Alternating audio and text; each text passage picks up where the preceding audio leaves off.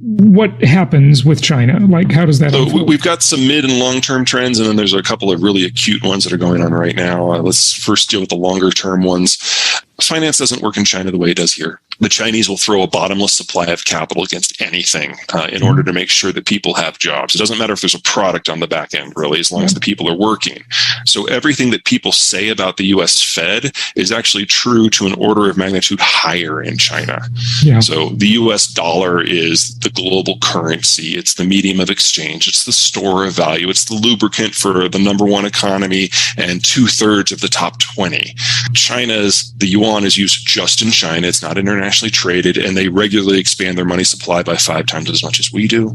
And at most times in the last 10 years, the yuan supply has been twice that of the US dollar, even though it's just not exchanged at all. So their financial system is its own thing. And to think that this is going to continue in perpetuity is being really creative with your math. They get their energy from a continental way. They don't have a navy that's capable of making that far in force in order to secure their own supply lines. So China is the country most dependent upon the U.S. Navy to keep the lights on. In manufacturing, their demographics have aged so much already that China is no longer the low-cost producer for any manufactured product.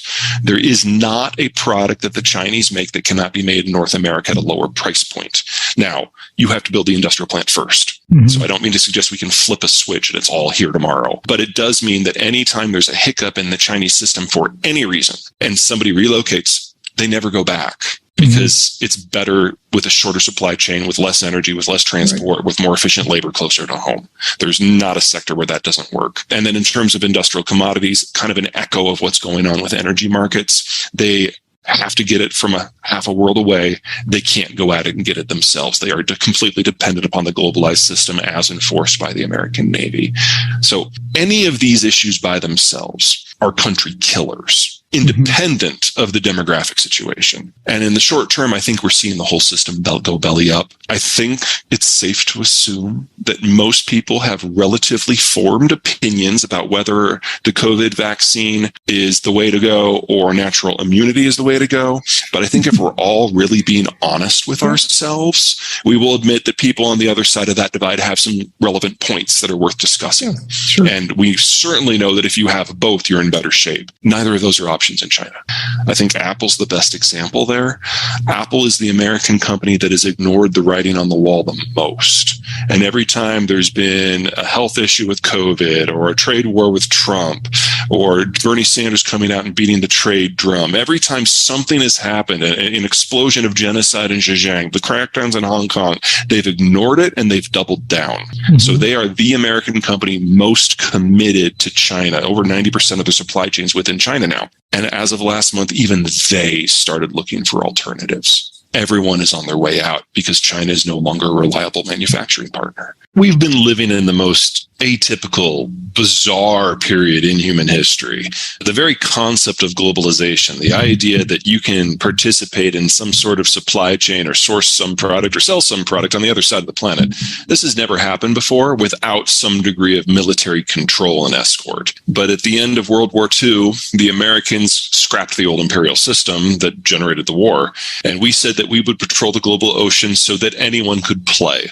You could sail anywhere at any time, interface with any partner, participate in any manufacturing, access any raw commodity, and sell into any market. If in exchange, you would side with us against the Soviets. And that created the world that we know. And it sounds like just a simple guns for butter deal, but you got to remember how fractured everything was before 1945. If you were in a country that didn't have oil, then you didn't industrialize. If you were in a country that didn't have farmland, then your population was minuscule. Globalization allowed everyone to sell what they were good at and buy what they weren't good at. And everyone in the world became a specialist. And so we now have soy on farms in Iowa that's the most productive in the world. But we also have semiconductors coming out of Taiwan, a country that was pre-industrial by every definition until very recently. And every part of the world can play now. And that has encouraged this mass diversification, and it's encouraged this mass explosion in economic activity, particularly once the Cold War ended in 1992. But it was always artificial. And it was always based on the Americans continuing to hold up the ceiling. The United States has been edging away from that ever since 1992 when the Cold War ended, and we're in the final days of that right now. And that's only kind of half of it, is when you allow everyone to participate in global trade, people move off the farm and they take services and manufacturing jobs in town. On the farm, kids are free labor. You have a bunch. In town, kids are really, really expensive pieces of loud, annoying furniture. So you have fewer because adults aren't stupid. You play that forward for 70 years, and we have had a population bust in the making, global in scope for decades now. And most of the advanced world has now aged past the point of no return. That includes countries like China. So in this coming decade, it's not just that we're going to see populations aging out of being competitive. We're going to see populations aging out of being sustainable and actually being countries. One of the many, many, many outcomes of the 2020s is the end of China as a unified nation state and as an economy. But this has all been hardwired in now for 40 years, and we are finally reaching the point where the page turns. Now, every country is going to have its own story because every country started aging at a different point, and they started aging at a different rate, and how you live in urban versus rural zones is dependent upon the local geography. So an example on the positive side, we started industrializing in the United States 200 years ago. So for us, this hasn't been a 40, 50-year process. This has been a 200-year process. And so our birth rate has dropped incrementally that entire time, but we've adapted to it as we've shifted into the cities. So the United States still today has the highest birth rate among any of the advanced worlds. We're the most slowly aging country.